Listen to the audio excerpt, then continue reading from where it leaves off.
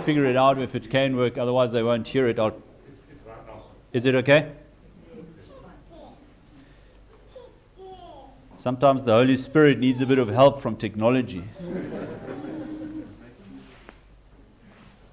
So it's the Old Testament reading, and I think because this morning we didn't hear it either, I'm going to repeat it. Now the whole earth had one language and the same words.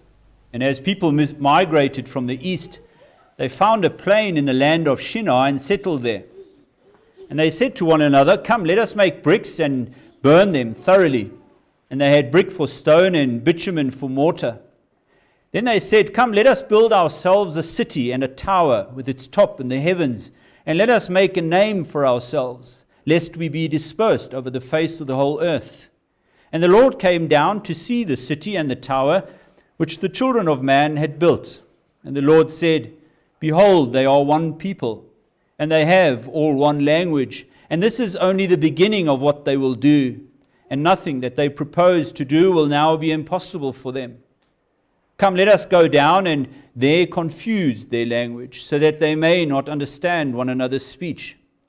So the Lord dispersed them from there over the face of all the earth, and they left off building the city. Therefore its name was called Babel, because there the Lord confused the language of all the earth, and from there the Lord dispersed them over the face of all the earth. May the Lord bless this word on us all. Amen.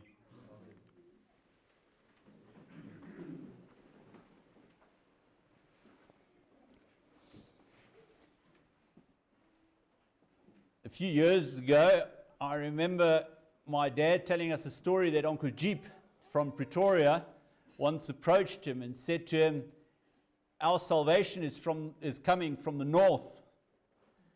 And my dad kind of looked at him strangely and he said, "I thought our salvation comes from above." And obviously my dad was right. It's not the first time that people basically are misguided or misled by a temptation to think that where they might receive salvation from, where they might find a solution to all their problems.